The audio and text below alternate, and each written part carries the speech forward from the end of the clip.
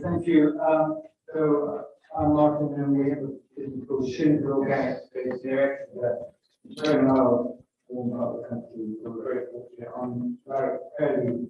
Just to plant 16 apple trees, it's going to cost £300 up front. And then you've got just for the trees, and then you're going to have a stake and a tree guard, and that's without actually planting it. And if you're planting cherry trees or pear trees, they're even more expensive. And then remember that some will die in the first year, so you'll lose those costs. And each year someone needs to prune them, because it's important to keep them pruned. And there will be no return for 5 years. So you've spent all this money. You've dedicated a strip of soil for your agroforestry. You don't get any return from fruit trees. And then they don't really establish to any size for 5 years. In fact, you don't really get a good return for 10 years. So you won't get your money back for 10 years. But however, once you've producing fruit from them, they will give you a really good return in most years. This year's an extraordinary year for apples. Last year wasn't extraordinary at all.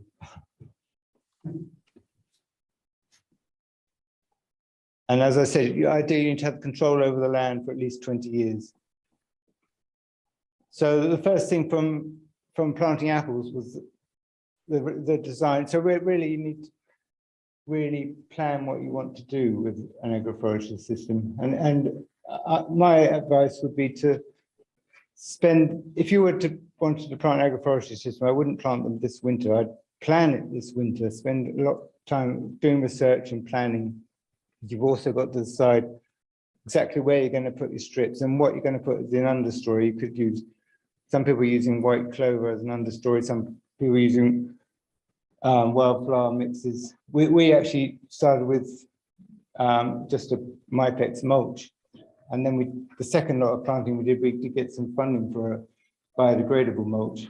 So you need to really spend time planning and researching what you're going to grow. So from a fruit tree point of view, an apple tree point of view, you need to think of the rootstock and what size trees you're going to end up, whether it's apples or pears, and each different rootstock produces a different size.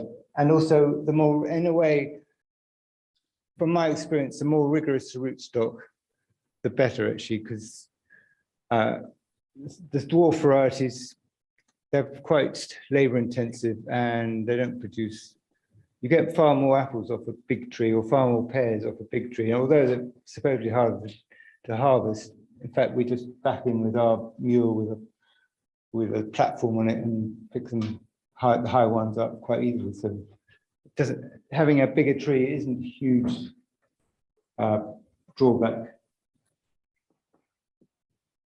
Oh, sorry. So this, if you look over that side there, that was our first agroforestry system, the first 6 alleys, which we planted in 2002. The point to note about this is that this is on a south-facing slope, so we planted them south to north. It's on a slope, and at the bottom, the ground is wetter, so we deliberately haven't planted them on the wetter ground. And also, in a frost, the airflow will come downwards to the bottom of the valley, which actually, a frost, is the temperature of 1 degrees, -1 to -2 could be critical in destroying the blossom at the wrong time of the year. So actually having a location where you're as frost-free as possible is a really good point. And the other aspect is, you notice that hedge at the top, which is the hedge on the right of this slide, that is going east-west, and it's quite important for the trees and for the crops that are going to go in between the trees to let that grow up tall and protect us from the north and the northeasterly winds, especially early in the season. So it's protected from the northerly winds. This was the area before, if you look right to the bottom, top left there, you'll see the first planting of trees. Just to say that before we planted the alleys of trees in agroforestry, we were getting really good crops. And I'm going to say something a bit controversial, though, that you're not going to get hugely better crops in between your strips of agroforestry if you're growing vegetables. That's from my experience. Because we were getting good crops before. And that's the area now this year. As you can see in our agroforestry strips, it's all lots of tall grass and brambles. This is 20 years on from when we first planted them. So there's a bit more mess around than when you didn't have an agroforestry system. Sorry, he's looking at me with absolute dread. I'm saying these things. But I mean, this underneath our trees now, you have to maintain that. We have to cut that back for harvesting the apples, and really before it goes to seed. But it's another job at a busy time of year. This is what it looks like in the spring. And actually, it's quite important to keep the grass. I don't know if you can see it. Keep the grass down in the spring, because again, that's if it's frosty, that the soil will actually radiate some heat up, and maybe particularly from that 1 degree or 2 degree difference, it causes the loss of the blossom. That's in the sort of summer period, and you can see it's the agroforestry system on the right. We lost a few trees there, and it's become a bit messy. I'm just saying this is a reality. And in the autumn, it looks like that. So the wind, do we get wind protection? Yes, we do, to a degree at certain times of the year. Then we moved on to this field here, which was in 2013. We planted 10 alleys of mainly apple trees, 2 alleys of nuts, and 2 alleys of willow for like a wind shelter. The willow is on the far left, nearest those tunnels, and one in the middle. So that's what it looks like. That's what it looks like now. This was all on 106 rootstock, which is a slightly smaller tree than the ones I showed you earlier, slightly smaller rootstock. This is what it was like before we planted them. And you'll see in the background there, there's my neighbour's copse, which is actually to the west of the field. So that copse actually offers a really great shelter to that part of the field. They say the wind reduction extends for 7 times the height of a tree. So there's probably 50 meters there, which is really well protected in the, especially for early crops. So that area near that copse and near those tunnels is a very productive area. And then we planted, so that is right next to the copse I just showed you.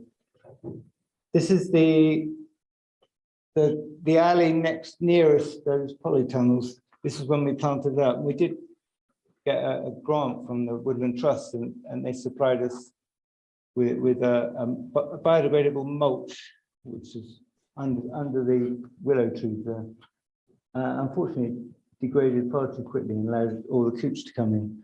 So it wasn't a great system, but they have established well now, and we do lay those.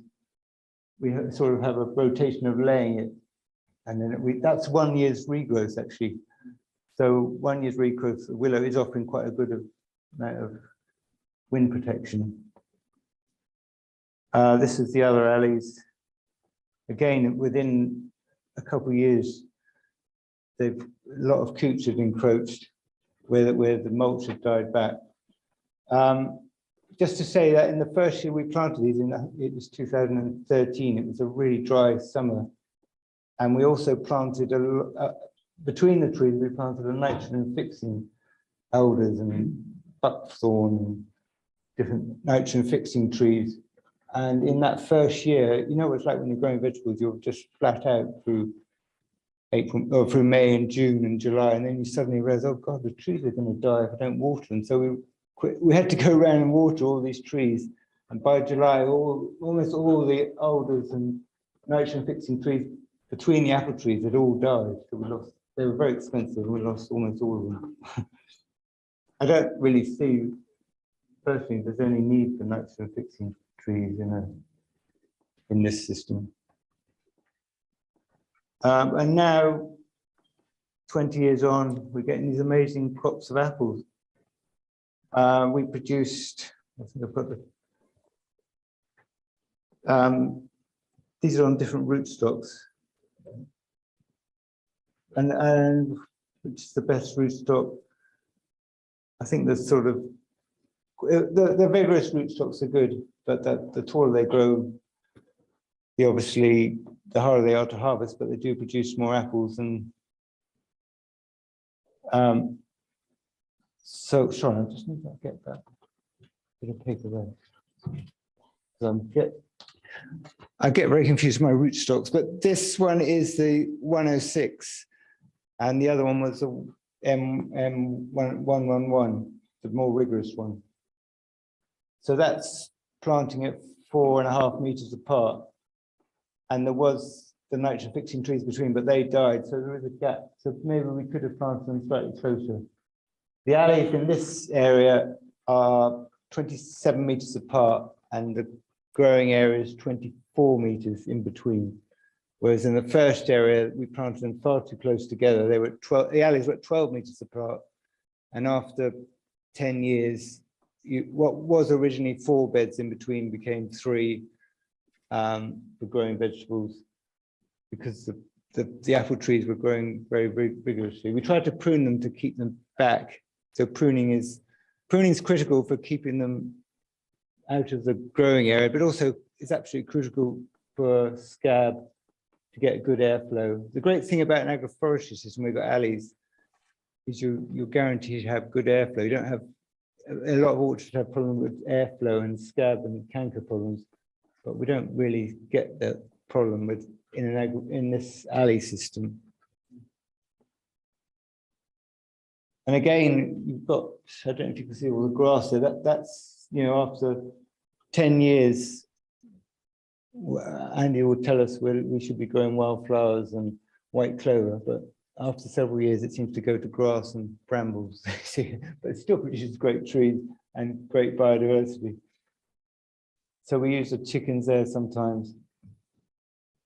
And also, so the majority of the trees we planted for our own use were dessert apples. And we did plant a few cooking apples, but there tends to be very little market for cooking apples. And the big market is in dessert apples at a time of year when no one else has got dessert apples. So it's a good idea to grow really, if you're going to grow apples, grow really early variety like Discovery. And suddenly we can produce them at the last 2 weeks of August. And all the supermarkets are selling Chilean or New Zealand apples, and we've got English delicious apples. And they sell really well. And then you get into September, and now everyone's got apples, especially this year. So they don't sell so well. But then the other key is to have apples that store, because then you can sell them into January. So that's the willow. We laid that willow last winter, and it's really grown.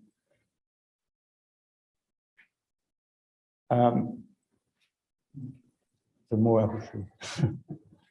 And also pears. We have tried a few pears. These pears were on the Quince A rootstock, which is quite a, it's a semi-standard rootstock and quite vigorous, which I would recommend. They're just a bit unpredictable pears, whereas apples are really easy. Pears seem to be, they say grow pears for your heirs, and probably right. We did see the RHS recommendation was to plant a speller like this. Planting a lot, that was really expensive. We planted 50 trees in a small area 3 years ago, and they produced bug all at the moment. just a few odd pears. And it's very expensive. You know, pears are more expensive than apple trees. So. And that's really it. So just what I did want to say is that one, so we're harvesting a lot of apple trees at the moment. One tree, we harvested one tree and it produced 87 kilos of Jupiter apples. Sorry, so one tree of Jupiter apples, in 1 hour, one person managed to put 87 kilos of apples, and if we're wholesaling them at 240 a kilo, that comes to over 200 pounds, plus so any sort of blemished ones or ones with the holes in them we put for apple juicing, we send those up to our neighbour who juices them, and that costs 150 a bottle. Costs for him to, he returns it to us in bottles at 150 each, and we sell them for £3. So that's the waste ones. So actually, once my pension is quite good at the moment. This year, my pension's good because we're getting a huge amount of apples this year. In fact, that's the other problem. If you plant too many apple trees, you have too many apples, and you think, I've got to harvest more, I've got to harvest more, but where can I sell them all? So we're harvesting tons of apples this year, and not quite sure if we're going to sell them. But yeah, so the other thing I want to say about was varieties. I'm just going to list some varieties, but variety choice is really important. For us, we just need to make sure they were scab resistant and, if possible, canker resistant. And the key thing for us is that they're really tasty, because our customers really like them, and then they come back and buy more and more. So it's a good way of selling them. It's a good tip that if you want to sell stuff, make it really tasty. So the varieties we grow were Discovery as the early ones, and James Grieve is another quite early one. And these are the successful ones. So after 10 and 20 years, this is what we've found to quite work for us in our area, which is probably different from your area, so it probably might not be the same. But Discovery, James Grieve, and then the sort of next cropping is the Sunset, Herrings Pipping, and Egremont Russets. And then this amazing variety, Jupiter, which produces those really red, beautiful looking apples, and they're really tasty. And then now we're harvesting the Adams for Maine, and Bramleys we're still harvesting. That's the only, well, we grow a few cooking varieties, but that's probably the best cooking variety. And then we've got Claygate, Permain, Ashmead's Kernel, Pixie, and Winston are storage ones. And then you need to sort of have varieties that are in the same pollination groups as well. Okay, thank you.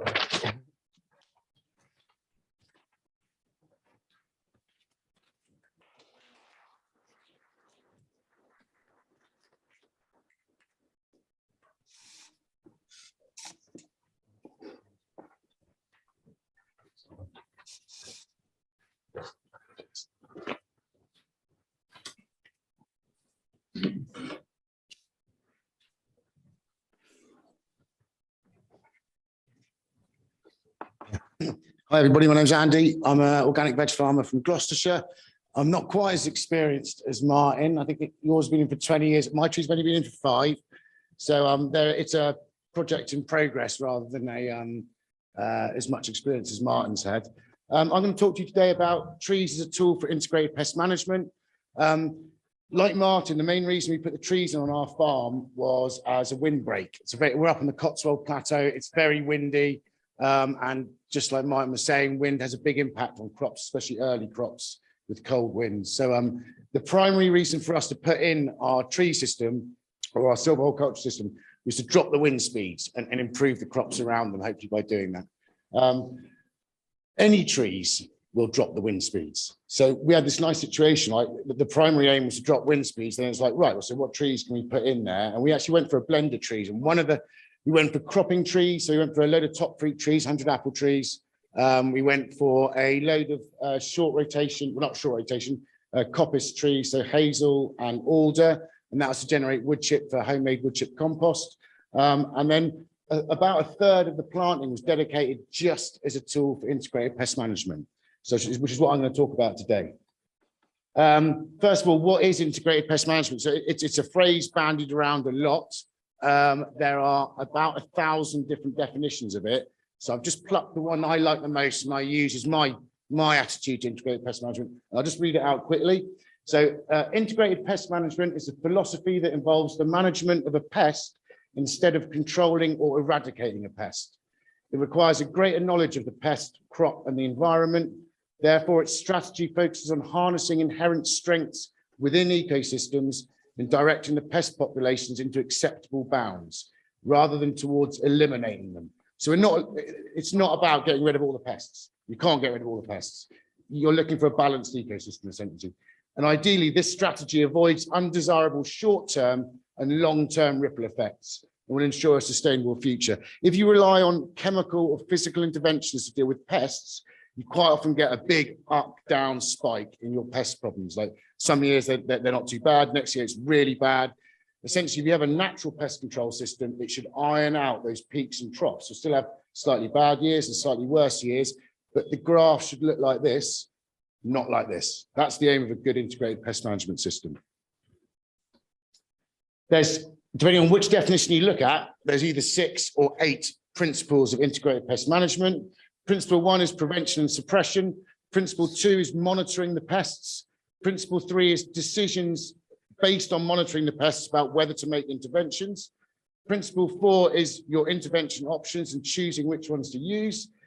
Principle 5 is reducing interventions.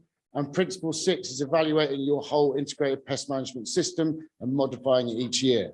Now, I have to say, as an organic farmer, I reckon 95% of my focus is on principle 1, and that is principle and suppression, prevention and suppression. I almost see it, if I have to intervene physically or chemically, I don't intervene chemically because I'm organic, but there are options available. If I have to intervene, I'm not happy. I feel like that's a failure of my system. It happens, but I'm always looking for a way to prevent interventions and allow nature to manage those pests in a balanced long-term way. And prevention and suppression for me as an organic farmer, it's all about harnessing the power of biodiversity, focusing on diverse, complex habitat creation. That is my major tool in prevention and suppression. A thriving, diverse ecosystem is a powerful, I'd say it's the most powerful tool available to farmers for managing pests. And within that, trees are probably the most powerful drivers of habitat creation. With any if you want to make any habitat thrive, you need to feed the very bottom of the feed web. Okay, and in most terms, the bottom of the feed web is plants. The most complex habitat in a plant is trees, without a doubt. They really are the powerhouses of habitat creation in the UK countryside and on our farms.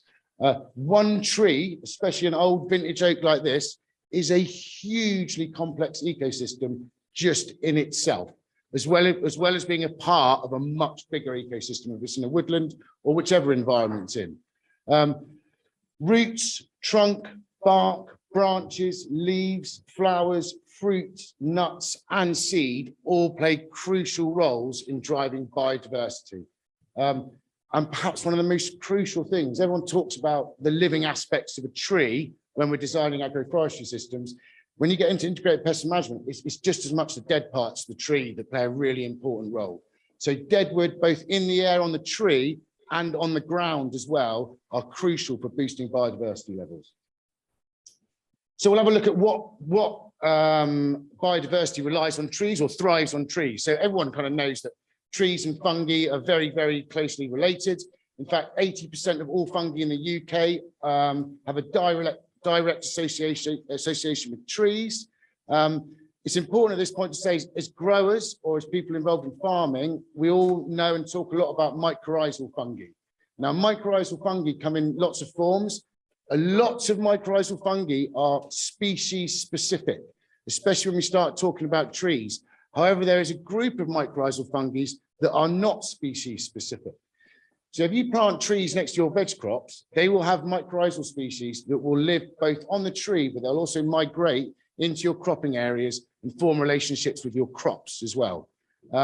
Aside from symbiotic soil fungal relationships, which I'm not going to talk about, it's a huge subject, but obviously they're very, very important in production and talked about a lot in soil health these days. The role of fungi also involves, the key role is generating organic matter.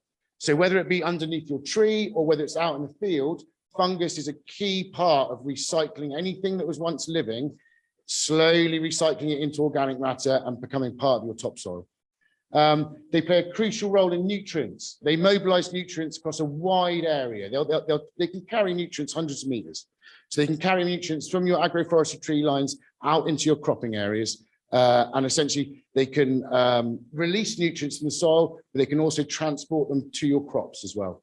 They play a crucial role in defense. So in exchange, in their symbiotic relationships with our crops will give them sugars, and mycorrhizal fungus will provide a defensive service to your crops. So, you know, right from even if there aren't any trees there, fungus are playing an important role. By having trees in your vegetable system, you're just going to boost those fungal levels. The most important defense against any pest is a really strong and vigorous plant. And like I said, fungi play an absolutely critical role in soil health in helping us as farmers grow very strong, vigorous crops. And that is always my first line of defense against any pest, is a really healthy, vigorous crop. Invertebrates. 2,000 species of UK invertebrate rely on dead wood to complete their life cycle. So it comes back to the importance of that dead wood. An English oak will support over 280 insect species, which is amazing because it's a massive tree, isn't it? But then you look at willow, which probably at maturity, a white willow's half, a third the size of a vintage oak. A white willow will support 200 species of insects. So it's not all about the size of the tree. The species of the tree is really important as well. Dead wood, sap, foliage, live wood, pollen, nectar, lichen, fungi, or other animals are all food sources for invertebrates. So as much diversity in every part of the tree and that all life associated with trees will drive your invertebrate populations.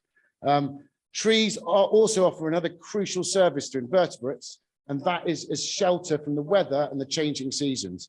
You'll find that a lot of the predators we want in veg fields, so I've got a list of them here, like ground beetles, ladybirds, lacewings, hoverflies, spiders. Well, ladybirds, lacewings, and ground beetles all hide from winter and bad weather around tree ecosystems. They'll hide elsewhere as well, but lacewings will hide in the woods as an adult for the winter and wait for the spring to come back round.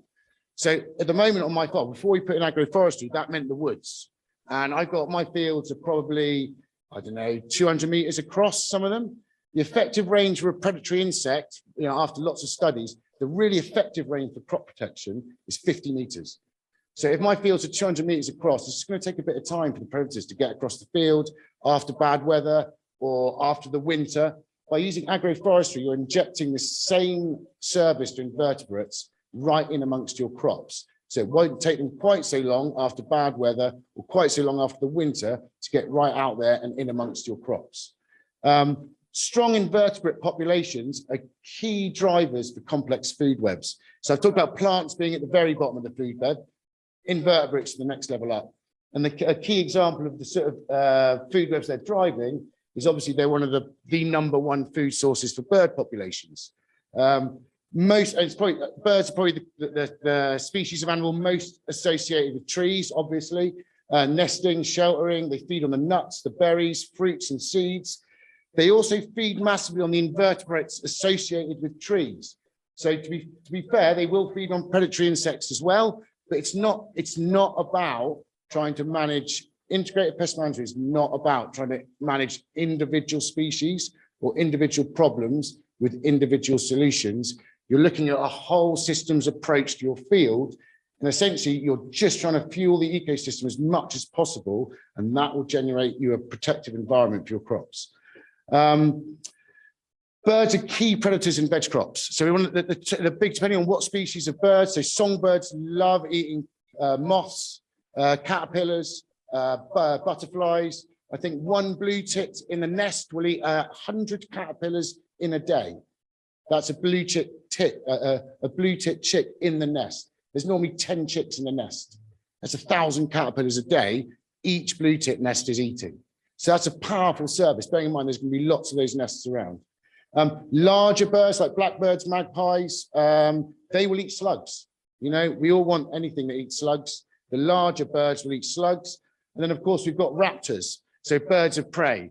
Now, interestingly, on my farm, birds of prey will eat small mammals, they'll eat rabbits. On my farm, the birds of prey we have are kestrels, red kites, and buzzards. None of them are specific rabbit hunters.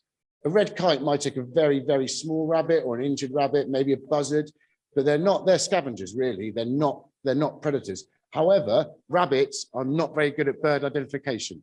So if a bird sees a raptor hovering above it in the field, it's not going to hang about to see whether or not it's one of the ones that eats rabbits. They run for cover. So if you have a healthy population, and another key species to mention there that you won't see very much, but plays exactly the same, maybe a more important role, is owls at night. So a lot of the damage on the crops happens at night when no one's about. So having predators that are roaming your fields at night is just as important as the ones that roam during the day. Mammals. 30 different UK mammals critically rely on trees for their life cycles. Foxes live amongst their roots and predate rabbits. Hedgehogs and shrews live amongst leaf litter and eat slugs. Bats will roost in hollow trees and feast on the insects that live around the trees and over your crops. Bats, like the owls, are doing a service at night when you're not around and you don't see them. Perhaps the most key thing with small mammals, however, is small mammals. They're a key indicator of a healthy ecosystem. If you get an ecologist out to sort of measure the health of your ecosystem, two things they look at: one's invertebrates and one is small mammals. If you have loads of small mammals, you instantly trigger the predators above them in the food web. The key one for that is birds of prey. You know, you always see kestrels hovering over long, untouched grass, which is full of small mammals. And by doing that, like I said before, just while they're looking for small mammals, they're scaring the rabbits out your field by just being there. Tree choice.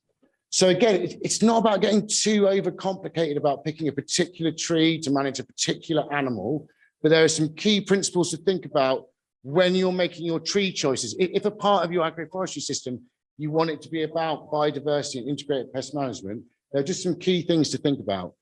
Food source. So the food source is from trees. Pollen is a really key food source for predatory insects. Trees provide the first pollen of the year in the form of catkins. Any tree that produces a catkin, they come out like February, March, catkins all come out. There's very little blossom out at that time of year. There's very little wild flowers out at that time of year providing pollen. So any tree that produces a catkin will be one of the first sources of pollens, especially for things like bumblebees. They come out very early.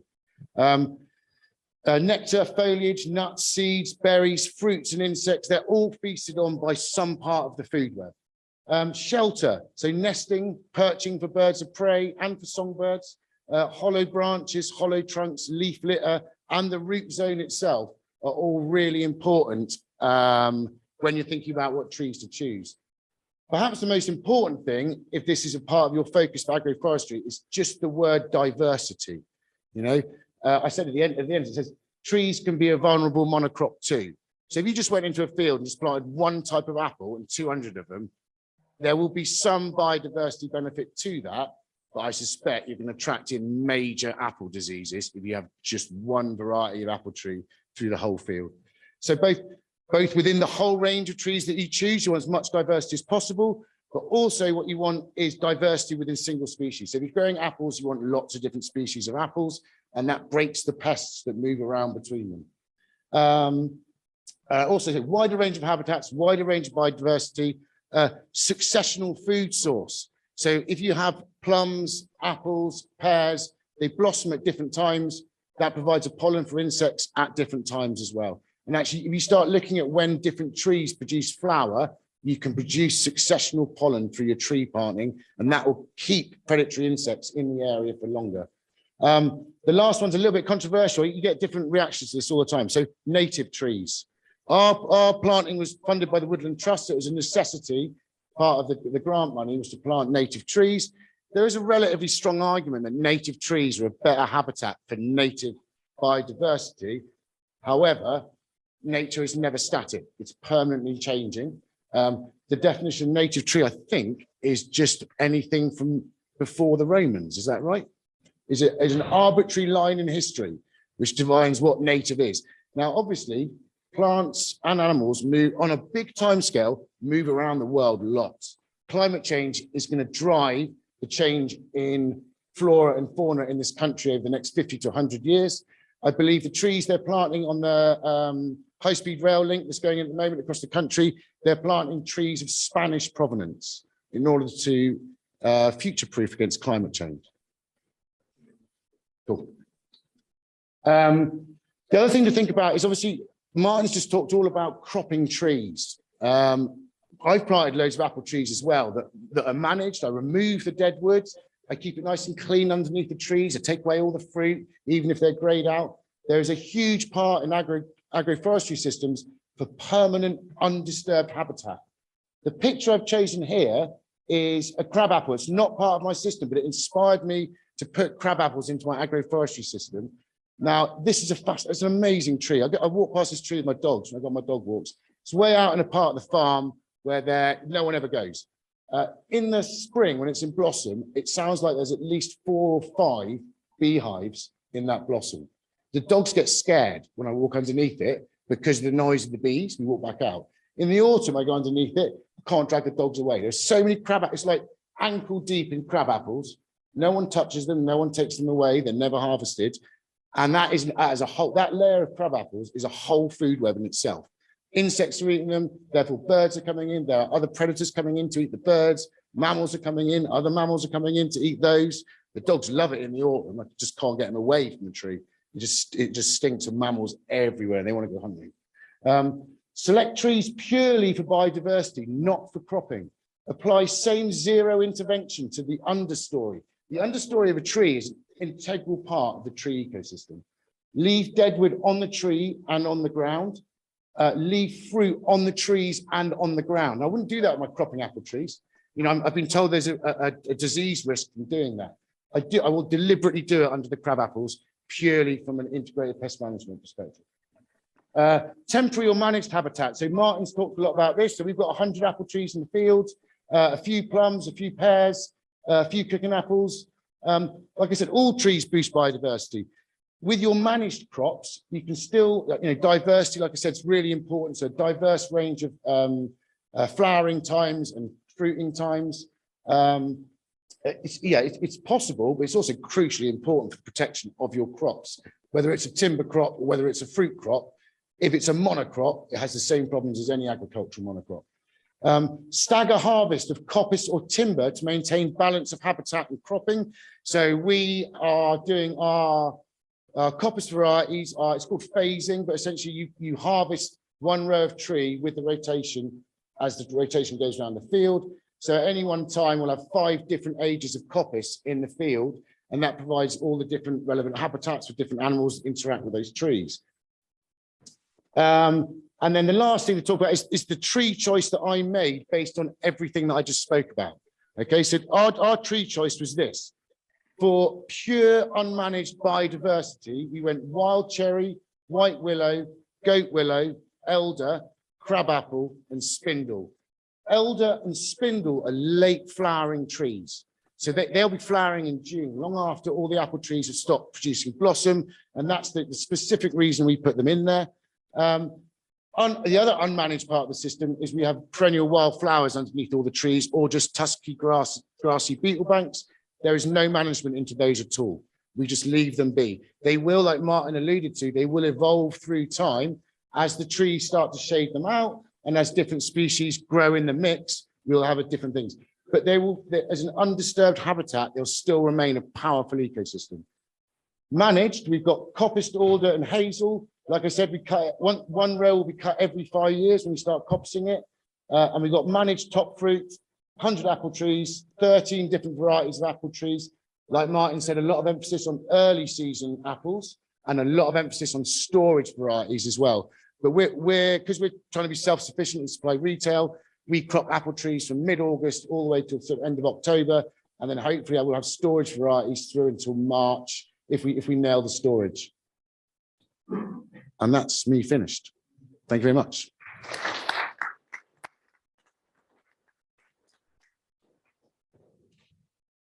Thank you. I think a lot of really great practical advice, and information about the benefits of agroforestry. We have about 10 minutes for any questions that people have from the floor, also from online. So do fire away. I think there's a roving mic that Catherine's got. So do wait for that and introduce who you are, where you're from as well, please.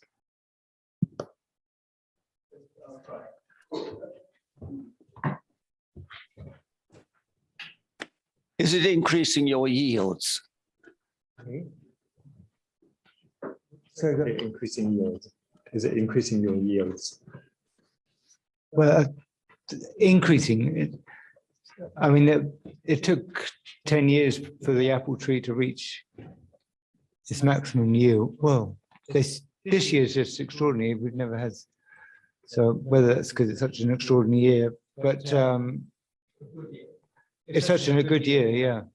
Which makes you wonder why such a dry year, such a good year, but it has been. So yeah, the trees reach the limit of their yield. I would say at 10 years are sort of at maximum yield. That's apple trees. I'm not sure about pear trees. I'm not an expert on pear. Were trees. you also thinking about the yields of the vegetables? Oh, the vegetables. Vegetables and whatever you're growing for commercial reasons, yeah. Yeah. I don't think it increased personally. The wind shelter is ideal because it's for specific crops like early lettuce or early spinach, true spinach, or those areas with the wind shelter and the stopping the northerly wind. That's a hedge. Yeah, the willow, tall willow, and the coppice at the end. That's why we sort of planted the alley of willow near the coppice because it extends the wind shelter to another area. So for those specific early crops, definitely. We wouldn't. I think that's one of our systems we have for surviving the hunger gap in our veg system. We grow these. So we have to grow some early crops and lots of early salad, and we use that. We use the sheltered areas. But on the, we grow field scale vegetables in fields without agroforestry and in fields with agroforestry. And if I'm honest, the yields are the same on the main crop, the main crops. Yeah. My sister was a bit young to measure that yet. It's 5 years in, but it's not just about yields. It's about it's in some ways, if you can maintain your yields and introduce another crop, you'll be increasing your income potentially. It's also about reducing inputs depending on the system, So yeah, I'm not. For us, the wind effects aren't big enough yet to measure whether they're going to do that. That was the original intention. I wouldn't say they're big enough yet to evaluate that yet.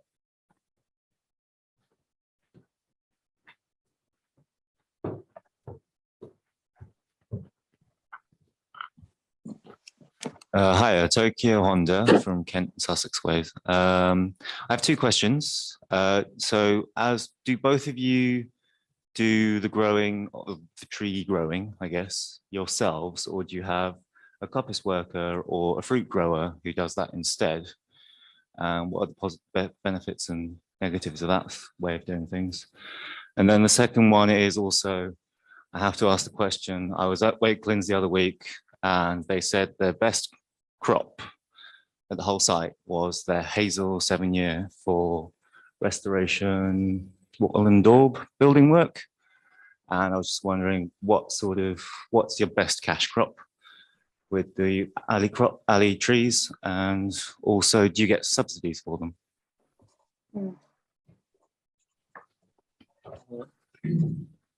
No, we don't get subsidies for them.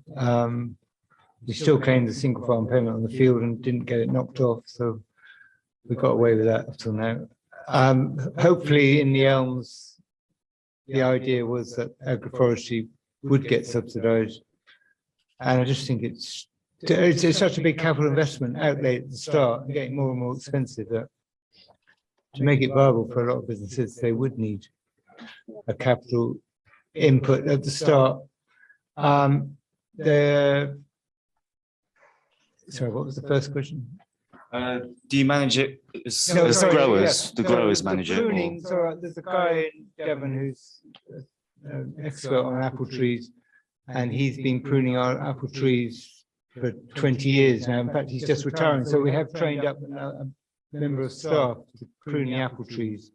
And she's going to do the winter pruning and the summer pruning. The summer pruning is quite important on some varieties, but it's finding time again to do that. It's always another job. So yeah, we do have a member of staff who's really keen on pruning. So in the winter, she'll be doing the pruning. And I mean, the willow, we didn't get any grants for that, but it's just a fantastic windbreak, really. That's why we use it. So I'm doing all the work at the moment. So this is our first big apple harvest year, and it's a lot of time, and that's only just started. So there will definitely be that demand for labour, both with the apple trees, both pruning and harvest. Labour time will go up in years to come. I'm kind of hoping that might just be my job when I'm older, is just pruning fruit trees and picking apples. But yeah, it's definitely something to be considered, definitely. Coppicing wise, I used to be a coppice worker before I was a veg farmer, so I'm completely fine with that. Just need a chainsaw. It's not that skilled of a process, basically. And then profitability, apples, without a doubt. The compost we're going to create won't out of the wood chip, I mean, like, yeah, value wise, non-monetary, compost is highly valuable to the operation. Financially, it'll be the apples that will be the most profitable crop. So yeah, we are using our farm workers. The people that work on the farm are doing the harvesting because it's at a time of year when there's slightly less to do. I mean, we've got squash harvest and carrot harvest now, but most of our time this week and last week been apple harvesting, as well as other veg harvesting. So, but we are using the same labour. So the apple harvesting the apples do fit into a horticulture, our veg growing enterprise. Hi, Doug Kemp from Regather Cooperative in Sheffield. Can you just talk a bit about managing the understory of the managed trees? In terms of like what do you seed it with when you're setting up and then mowing or leaving? And all of the trees, I've got two different kinds of understory, and they're both the same setting up system, which is we established the understory the autumn before we planted. So what we actually did is we marked out the potential tree rows. I weeded them for a summer, nothing in there. I then sowed, there's two options. I had perennial wildflowers is the majority of them. But I've also got a load that are just beetle banks. They're just tusky grasses for beetles. Both the establishment process was identical. It was weed the strip. We planted over a number of years, but same process each year. Weed the strips through the summer, get rid of pernicious perennials. And then in the autumn, just as the rains start coming, before it's got colder, we sowed, whether it be perennial wildflowers or tusky grasses, sowed them in the autumn. Then we planted in like back end of January, early February, by which time any of the stuff we'd sown was only like so high. And it just got weeded, the bits where we were planting the trees, either just naturally got weeded by just digging a hole for a tree and then putting wood chip. Everything was mulched with wood chip, so that kept them away. And since then, none of those understories have had any management at all. I've just let them be. So five years in the perennial wildflowers, they're still just getting better and better, and more species coming to the fore. But you know, I'm not ignorant to the fact that over a long length of time, that will evolve. Succession will take place, is what will happen. Never mow them ever.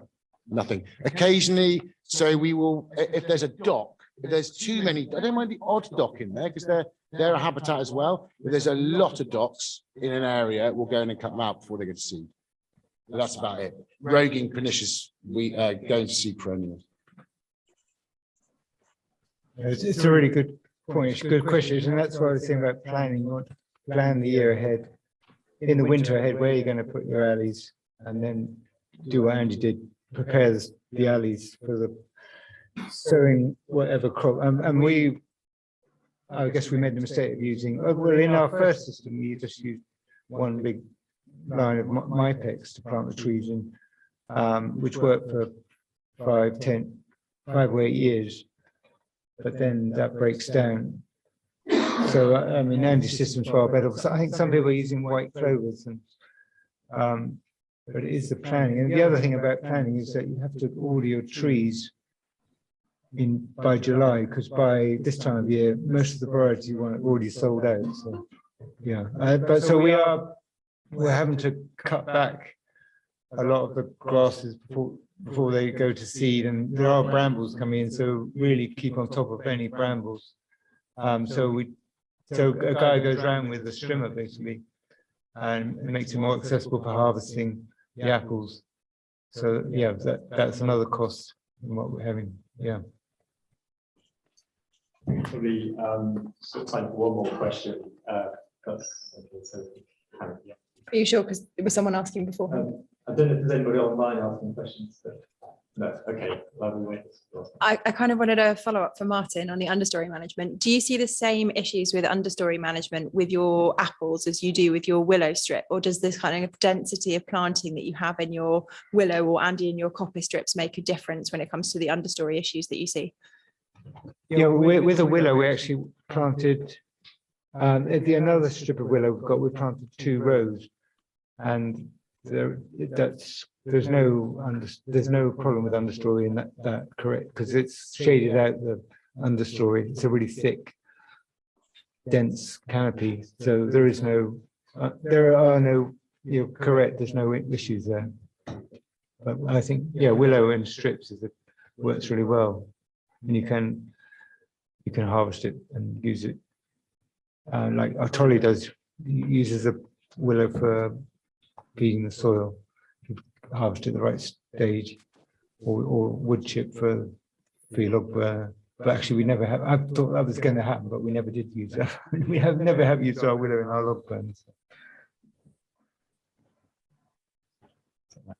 Yeah, so I think we had better stop at that point, but because lunchtime's already started. But thanks again to Martyn and Andy. I think it's been a really informative session, and I think if anybody's kind of interested in or feels on the cusp of taking up silvo-horticulture, I mean, probably one of the best bits of advice is to actually go and visit a farm where they're doing it, such as the 2 that we've been hearing about.